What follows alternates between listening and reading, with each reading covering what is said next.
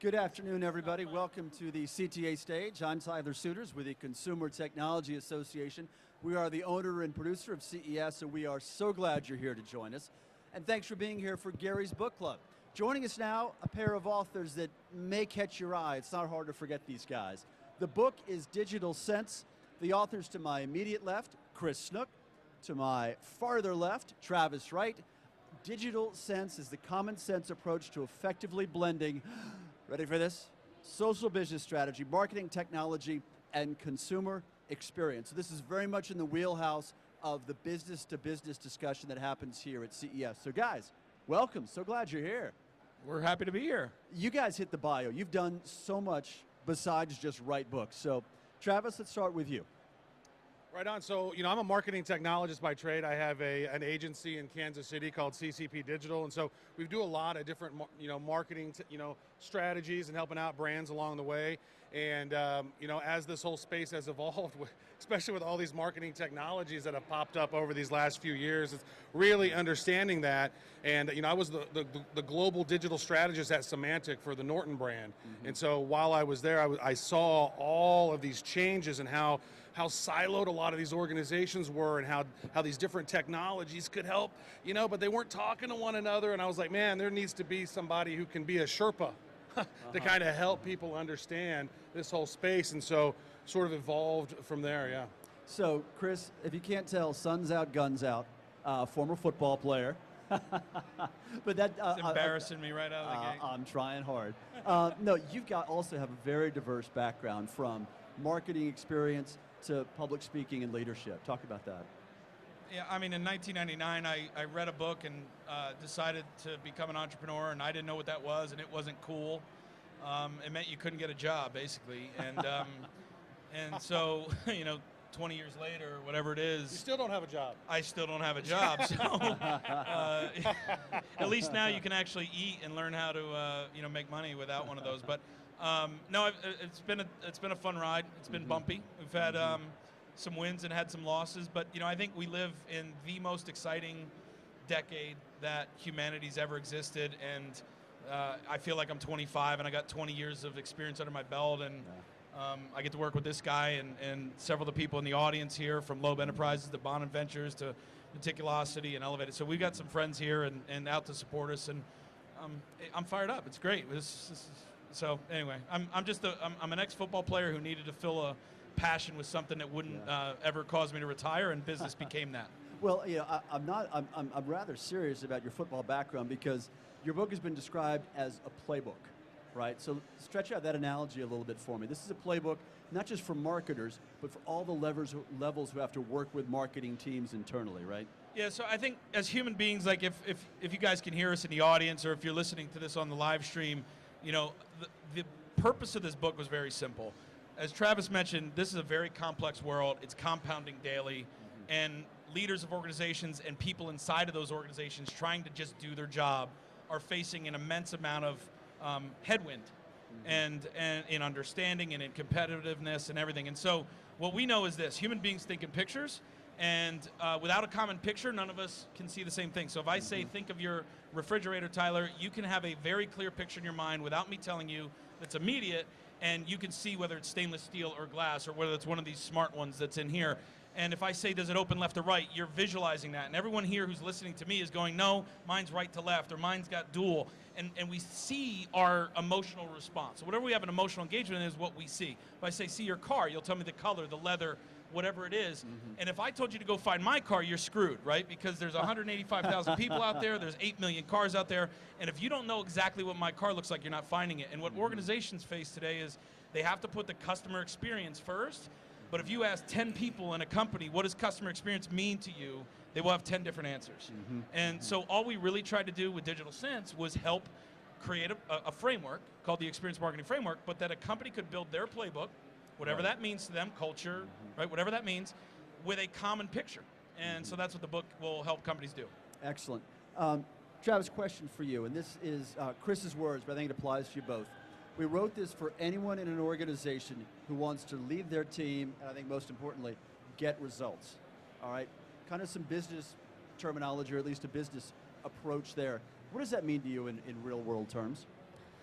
Well, we live in a world now where all of these industries are being disrupted, right? I mean, we've had where Airbnb disrupted the hotel industry so quickly, and Uber has disrupted the taxi business, and Bitcoin is disrupting the banking industry, and right, all these things are being disrupted, and people don't necessarily care about the brands as much as they have problems they want solved, right?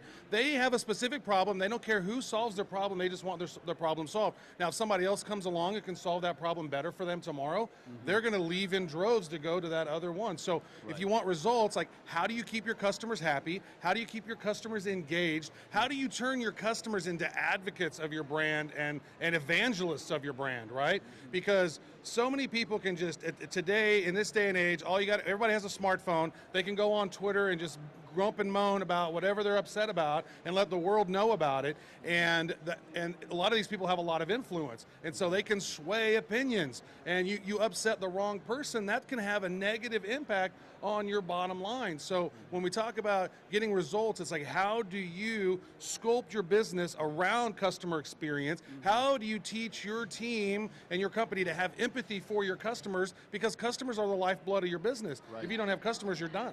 Well, and a perfect example comes from a friend of ours who we've been spending the last couple of days with. Bon and Bao is one of the youngest C-level executives ever in a Fortune 50 company, was at Mondelez as chief digital officer, and was famous for the Oreo dunk in the dark moment and architecting essentially the operational ability for them to respond when, if you guys remember several years ago, the lights went out at the Super Bowl, much like they went out here a couple hours ago. And so when people are sitting around, getting results today means having your team aligned and your systems and your silos aligned, so that when stuff happens that you aren't prepared for, when stuff happens that you can't expect, that you are not only able to react, but that you're able to proactively go turn that into a win or an opportunity, and basically get earned media or market share without the spend.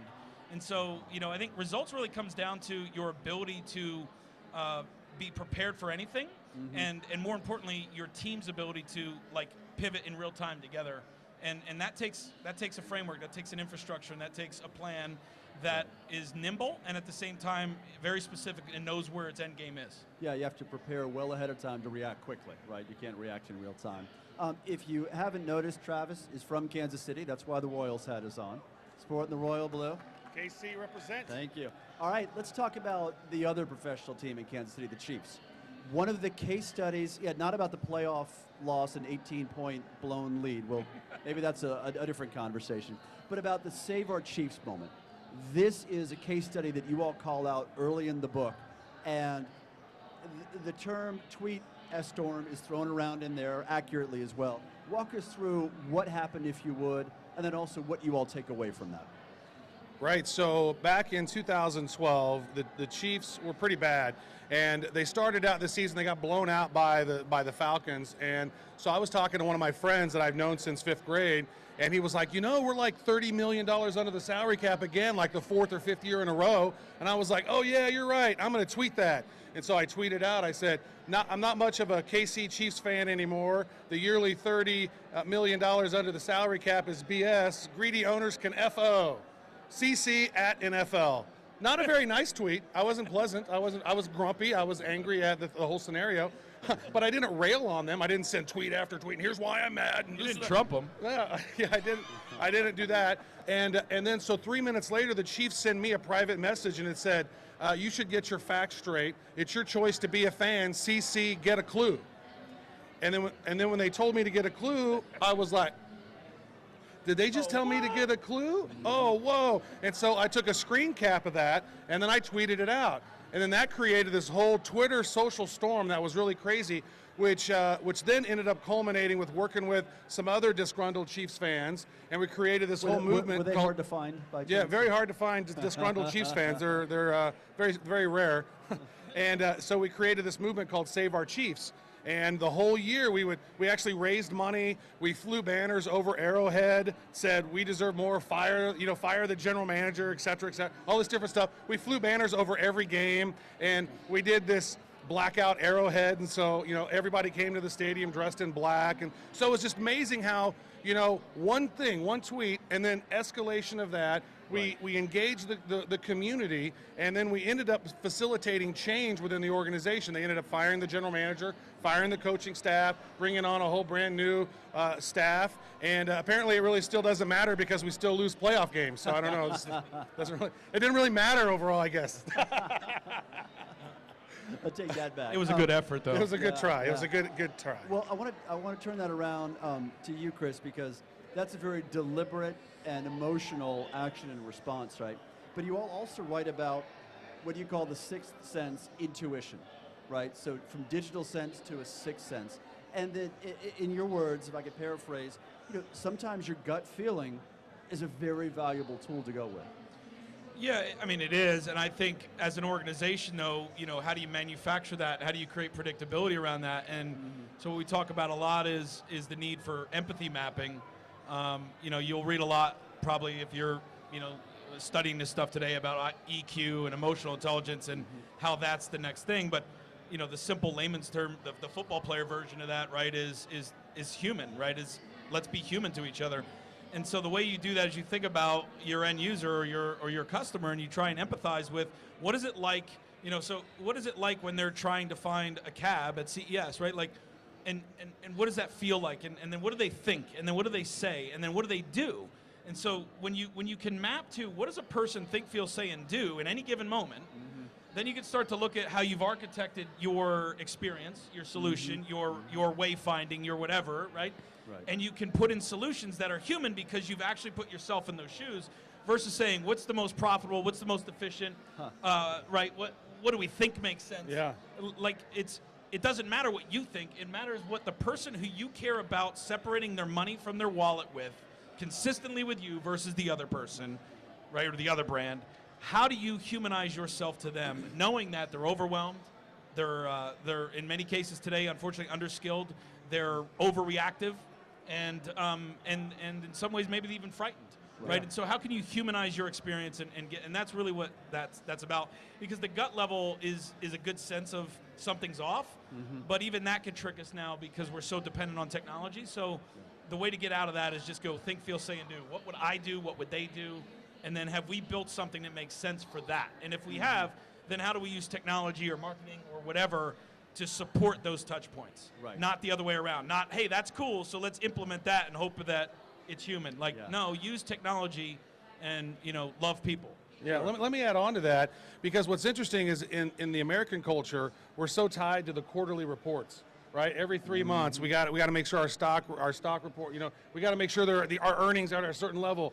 And what's interesting is when you start looking at companies in other different cultures, right? Like Huawei, for example, a Chinese company, they look at it at a 25-year clip. Right, and then China at itself is looking at it in a 400-year vision. Like China has a 400-year vision for their country. Huawei has a 25-year vision. And we in America are like, oh, we got to make sure that by April we're good. And so the customers in a lot of ways get overlooked. And then that's why you see these big shifts, in my opinion. That's why you see these big shifts in the Fortune 500. Like the same companies who were in the Fortune 500 10 years ago or 20 years ago, those guys aren't on the those aren't the top of the Fortune 500 now, because they're so beholden to the stock and the stock price that they lose share. They lose sight of that vision. Yep. Right. Well, when you talk about that frantic pace, that cycle here in the U.S., one thing you said earlier, Chris, was the game. Refer to the game. The game at speed has changed forever, and there is a human element, and there is very much a digital element in there. Well, and we're all familiar with Moore's law and Metcalfe's law and those things that have created this rate of doubling and this cost savings and everything else. But and some of us have probably seen everybody from Diamandis to Ray Kurzweil talk about singularity or those kind of things. But again, what it really comes down to is if you think about 10 years ago, which I can't even believe 10 years ago was 2008. Like, that boggles my mind. It feels like we were talking the other day. 2000, and this is going to make it sound old, but like 2000 feels like it was yesterday. Like, I still feel like I'm waiting for the, Prince to do 1999. Yeah, right. Like, it doesn't feel like that was 18 years ago. But if you think about the tech, I see her nodding, so thank you for not making me feel old. Right. So, like, if you think about technology, 10 years ago, most of you didn't have an iPhone, right? Like, you didn't have it. And so it came out in 2007. In 2010 is when the iPad came out, right? So like that was 8 years ago. And if you think of how different your life was before those two things, just those two things, and then, oh, by the way, your business cycle and what you had to deal with and what you had to market towards and what you had to like prepare for, the compounding just in the last 8 years is like mind-boggling. Well, guess what? That's our starting point today. So Gerd Leonhardt, who's a friend and a world-renowned futurist, has this thing he talks about, says the next 20 years, we are going to change more than we have in the prior 300 combined. Right. And when you put your head around that for a minute, that's like a colonial soldier walking into CES right now with a musket and Mrs. Washington, and then getting handed like the latest smart refrigerator going, Martha, go cook, right? Like, what would you feel like? And we're gonna do that in the next 20 years. Us, the people on the bleeding edge. So if we're gonna bring our organizations with us, we gotta slow it, we gotta calm it down. You can't slow it down, but you can calm it down, and then you can kind of keep pace. And that's what we tried to do with the book. So. Travis, you want to jump in there? I saw you lead. Well, it's just so wild. Just to kind of piggyback on what he was saying, it's like in these, AT&T just said the other day that they're going to start rolling out 5G, right? 5G is gonna change the way we operate in such a big way, because we're talking about 20 to 30 gigabit connections on our phone, on our fridge, on our toothbrush, on our autonomous driving car with zero latency. Like, that's going to be the moment where all the cars are synced up, the light turns green, they all go, one turns this way, they all go that way. I mean, this is a huge shift. And now we're talking about, we have AI, right? We have machine learning, deep learning, VR, AR, blockchain. Like, the world is shifting so quickly right now that a lot of the old school, they don't get it yet. The light hasn't come on. And a lot of companies are having a big time challenge to understand the shift that is coming, and this is going to be like a steamroller. Like, I would say that the year 2020 CES is going to be so much different than this one, it's not even going to be funny. Yeah. Well, so you mentioned 5G. That's one of the key themes we have here at CES 2018, the connectivity, right, the mobility that enables. Best example I've heard of, you guys have seen Guardians of the Galaxy, right? Yeah. The raccoon, the tree, everything else. So under 3G, the cellular system we used to have, you could download that movie, 2-hour movie, in about 26 hours. So you start the download, tomorrow I'll watch it. Is that on 3G? 3G. On 3G, right. 4G, where we are today, you can download that 2-hour movie in about 6 minutes. That's not bad, right? So you start the download, put your phone or put your tablet away, I'll come back and get it in a few. When 5G is fully implemented, you can download that movie in 3.6 seconds. So how does that fundamentally change virtually everything we're doing, right? And Chris, you bring up Gary Leonhardt. Another point in your book is citing him as saying 50% of the jobs needed in 5 years have not even been conceived of yet. 50% of the jobs that we'll need in 5 years, we haven't even begun to understand. And so, you know what I love about this year's show, right? And it's kind of a surprise, because like every year you come to CES, there's certain years where there's like this, like you go, wow, that's like super new. And then there's been a couple years, right? No fault of anybody else's, just you can't like invent that much cool stuff in a row, right? And so some years ago, it was kind of like the same, right? But what's interesting this year, and it plays to that comment, is if you look at automotive, right? Like if you hear that 50% of all the jobs today that exist are going to be gone in 5 years, and we haven't thought of the ones that we need next yet, that can be scary. But then when you're walking around or you're reading the press and you look at what Ford's doing, or you look at what, I mean, I don't want to name just one company, but like GM or BMW or Mercedes, and you look at these booths, we've got 11 autos, so be generous. Yeah, so all the autos. If I didn't mention you, I apologize, but I'm not getting paid, so I'll lead you later. But the reality is it's about mobility now, and it's about smart cities, and it's about greener solutions, not just for energy, but like for parks and and so when you think about that and you look at how much creativity we need, and then we were with Autodesk last night and looking at what they're doing with material science and generative design and how they're thinking about buildings, and it's like mind-boggling, because you go, oh my God, wait, I don't need to be worried at all. Like, we're totally going to solve this, and there's going to be massive new jobs, and they're going to be high-paying jobs because we've now created. So I think we don't know what they're going to be yet, but it's not this cliff we're going to go off of. We do have to become rapid learners, lifelong learners as needed. That's the key. That's the key. And that's the key. Right. But it's exciting. Automotive is totally reborn right now, and none of us are going to own cars in 5 years, and yet automotive has a whole big opportunity ahead of it. So think about that as a mind screw for a minute because that'll break your brain, right? Yeah. I just want to know, where are our Jetson cars, though? I mean, why we're not flying yet. Well, you can have the dog. Sony's have got that the Jetson dog, Ibo, or The whatever. personal helicopter drones will be here He soon, doesn't I'm poop sure. either, which is He awesome. doesn't? Oh, very nice, very Yeah, nice. come back in 5 years, Travis. We'll see where we are. Okay, Hey, I perfect. want to give you a 5-minute warning. Chris and Travis are going to be signing books at the Gary's Book Club station. So you can grab digital Right signs. around the corner. You can talk to the fellas. They're going to be here for part of the afternoon. So just a warning there that you don't have to go anywhere. We got more to come. One quick point I want to make before we start looking ahead. The idea of future-proofing, whether it's IoT or 5G, AR, VR is a topic we haven't talked about yet, or AI, a key theme as well of CES 2018. How do you think about future-proofing, going back to a little less of an existential look and more about the marketing digital sense aspect? Right.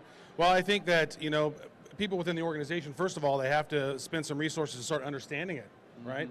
And I would say this, I think that a lot of organizations they spend a lot of time thinking about what's coming next, and they don't actually do what's already here, right? So a lot of people, they haven't figured out 2010 yet, and they're worried about 2020. So first of all, I would say make sure you get 2010 and 15 figured out as we're moving forward. But as we're moving into this new space, you know what?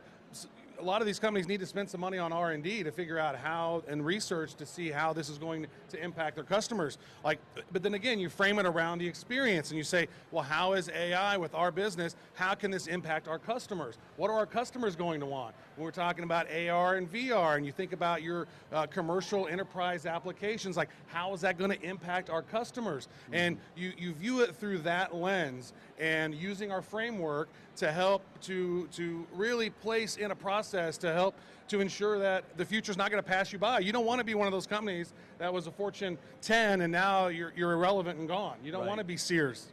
Right, and as it relates to future-proofing, things that we're doing is we announced here yesterday that the World Tokenomic Forum, which Travis and I co-founded, is launching its Sandcastle for Startups Challenge, and essentially what that is, it's a global challenge looking at the next technologies that are blockchain-related, AI, IoT, things that will solve a lot of these problems, and the individuals that are doing it. But what World Tokenomic Forum is designed to do, and you guys could do this anywhere in your company, is to create a platform for a conversation about what does a future digital society look like, who are the key stakeholders, because they're not all entrepreneurs, right? They're people that work and that drive cabs, and they're people that run governments, and so you have to put a mix of the right expertise around the table. We've got to start learning how to debate again. We have to start learning about having constructive conversations where we don't agree, but where that's the point. Right, and where the end game here is to figure out what is that center line, what is that future truth that we're all going to move towards together. Because I think if I asked every person in this audience, every person watching this live stream, do you want the future to be better or I almost did it, crappier? That was the PG version. Yeah. Better or All crappier for your attendees must kids? be Everyone's 18 going to say years I want it to be old. better. Well, we had a bet. How many cuss words is Snook going to say? I'm doing great. So, so if you want it to be better or worse, most people are going to say better, and they could probably define what they think that means. But then the minute his better isn't my better, I'm arguing. And so we have to get back to constructive discourse and creating. It's okay to have hurt feelings. Yeah. I don't know, when that. Creating rooms of people that are committed to learning by not agreeing, and at the same time bringing something valuable to the conversation that will cause me to pause, him to pause, you to pause, and so that's what we're doing, and I think every organization can start to do that. 1 minute left, 30 seconds apiece. As I said when we started off, you all have many irons in the fire right now. Travis, let's start with you. What's next on deck for you as an entrepreneur and an innovator? So just sort of as an ongoing component to the book, when we talked about the emerging technologies, and as a marketing technologist, one of the space that interests me the most is blockchain, right? And so back in July, Joel Comm and I, who's a top marketing guy, we launched the Bad Crypto podcast, which is all about cryptocurrency. And now, 6 months later, we're getting about 500,000 downloads a month. We're in the top 10 in investing all around the world, and top 200 podcasts in the world overall. And it's all about crypto. And the name one more time. It's called the Bad Crypto Podcast. It's not good. We're still learning. Nobody's experts in this space yet. So it's us to help teach the masses all about cryptocurrency, because, as you know, crypto is disrupting banking in a big way, but blockchain is disrupting a whole lot of industries. So we help people understand that. Cool. Chris, 30 seconds. What's ahead for you? We've launched World Tokenomic Forum. I'm serving as the chairman, and Travis is vice chairman, and so we're in a 75-day blitz. We're going around the world. We started here at Eureka Park, looking for startups, and we'll bring 64 teams to compete in that.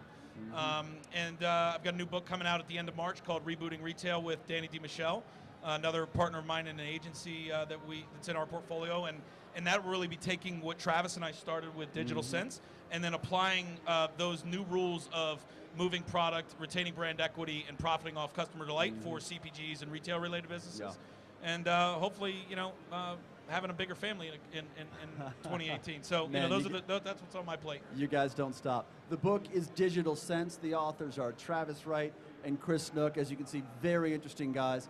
Come say hello over at Gary's Book Club. Our media roundtable gets underway right here in just a few minutes. So stay with us, and we're really glad you're here. Thanks for coming out, guys. Thank you. Appreciate you all.